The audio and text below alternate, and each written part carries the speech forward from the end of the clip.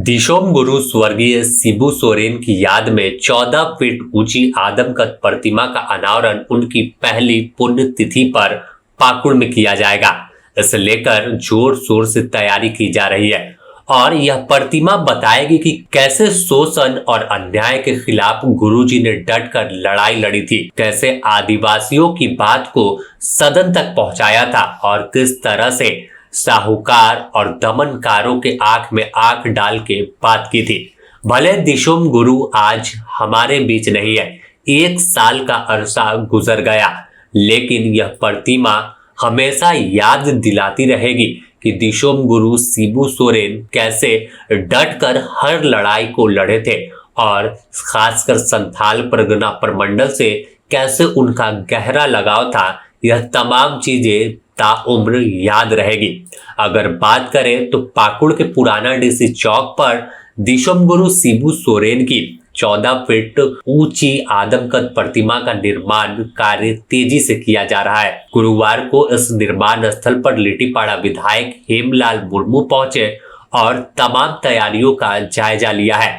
विधायक ने अधिकारियों और कार्यकर्ताओं को प्रतिमा निर्माण का काम तय समय पर अच्छी गुणवत्ता के साथ पूरा करने का निर्देश दिया है। 4 अगस्त को, और चूंकि तो ये पूर्ण तिथि है इसलिए इसको तो हम लोग इधर उधर नहीं कर सकते हैं।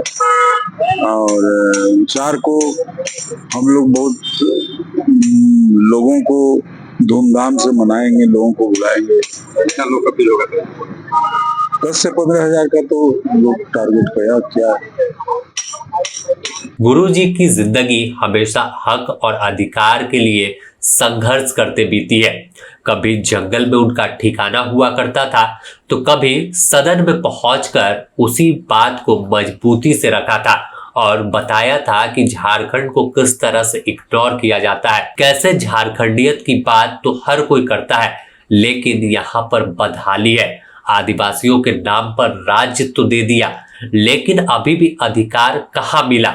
इन तमाम बातों को लेकर गुरुजी हमेशा मुखर रहते थे और शुरू से, चाहे उनके हम छात्र जीवन के समय से बात कर ले तो उसी वक्त से गुरुजी की कैसे संघर्ष रहा है, कैसे पूरा मूवमेंट चला है और कैसे आदिवासियत की बात आखिरी दम तक गुरुजी ने किया, वो तमाम बातें आज हर झारखंडी याद करता है।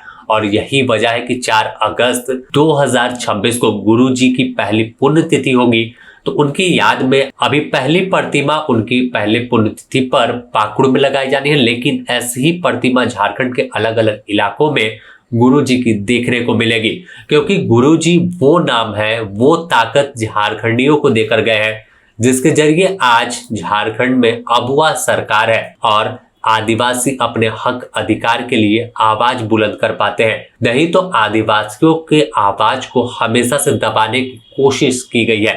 ऐसे में जब गुरुजी ने ताकत दी है, बता दिया है कि कैसे उन्हें अपनी आगे की जिंदगी बिताना है, कैसे लड़ाई लड़ना है, कैसे किसी के सामने झुकना नहीं है, तो गुरुजी की वह तमाम बातें आज याद कर हर आदिवासी, हर झारखंडी उसे आगे बढ़ाता है और किसी भी अहंकारी के सामने, किसी साहूकार के सामने झुकने से इनकार कर देता है, क्योंकि गुरुजी की हिम्मत और बताई हुई बात आज भी हर झारखंडी के जहन में गूंजती है कि किस तरह हमें अपनी लड़ाई लड़नी है और कैसे राज्य को बचाते हुए आदिवासियत को बचाना है। पाकुड़ से विकास कुमार की रिपोर्ट।